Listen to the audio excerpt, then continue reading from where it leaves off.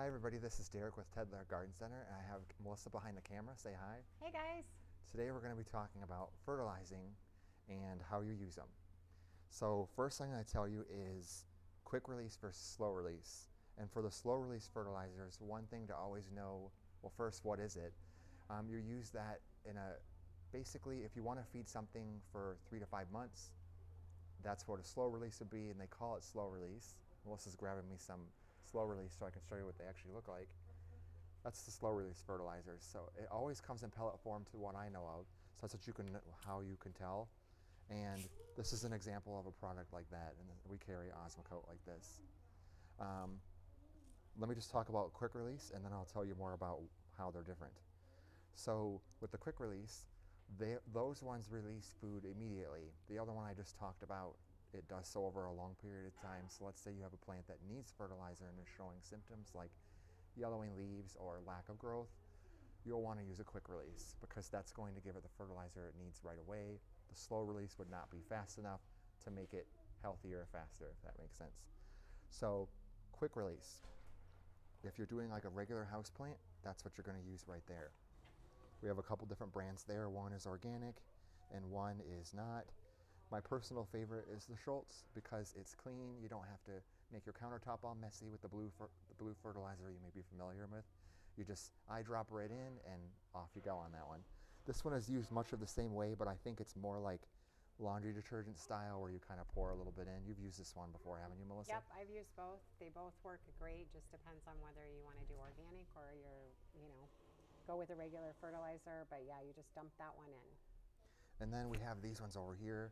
We have orchid, I think that's another orchid one. Yep, that's the bloom booster, and then we have a cactus one too.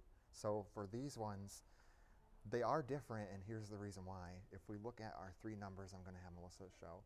The first one is a 7, and that's the only one we're going to pay attention to for this video. And then I'm just going to look at the bloom booster just to see. That one's a 3. What those numbers are is the amount of nitrogen it has in it, and that's the main ingredient that causes plant growth. So this one is a lot more potent. And we look at the cactus fertilizer, it should have a pretty low number, and it does. It's only at 2. That's because cactuses don't really like a lot of nitrogen or fertilizer. And then if we look at the standard houseplant one, that's all the way at a 10, and I'm not surprised that that's one of the higher numbers because when you're promoting a lot of leafy plants, they like higher nitrogen levels versus a blooming plant or an orchid. They tend to like fertilizers that are more lean or lower in numbers. The organic one is, let's see if I can find it. I remember I read it before and it was pretty low. It's at a 2 as well. So organic fertilizers tend not to be as high in nitrogen because they're organic and they come out from organic compounds. So they tend to be lower in numbers. And then we have our slow release fertilizer. That one's, it says it's a 15. Now that is the highest number out of the rest, but keep in mind that it's going to do so very slowly and it's not going to be a quick boost of fertilizer that you may need. So that's kind of the difference between the slow release and the quick release. As far as when, it kind of depends on the plant, and I'm going to talk in terms of house plants right now. They're going to be mostly between March and September. In the wintertime, I usually don't fertilizers because even house plants go dormant and they're not growing as much. If it's something that's blooming like an orchid, an African violet, or even a Christmas or Thanksgiving cactus, they might actually appreciate a little bit of fertilizer while they're blooming. And then I've talked a little bit about the differences. I've talked about the orchid fertilizer and the cactus fertilizer and the houseplant fertilizer. What else do you think I have to add, Melissa?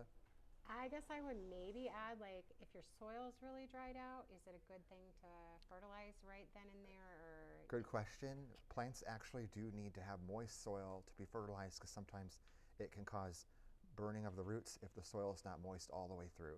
So I do recommend watering it and then doing the fertilizer. Oh, and then it's going to depend, every bottle will have its own list of directions and everybody has their own style of fertilizing. I do mine once a month, but Melissa, you do yours. every other week, sometimes weekly, because I love to give my plants the juice. So some people do it a little more often and some people go against the grain. I'm going to count me as going against the grain. I only do it once a month. And both our plants are healthy. We just have different ways we do it. Yep. The directions will have their own listed out on how often you should do it, but try to plan on something like we just listed or in between ours and Melissa's fertilizing needs. Yeah, and I think you had talked about too that sometimes, like when that number is a lower, that they typically need it a little bit less often than maybe like a really leafy houseplant too, right?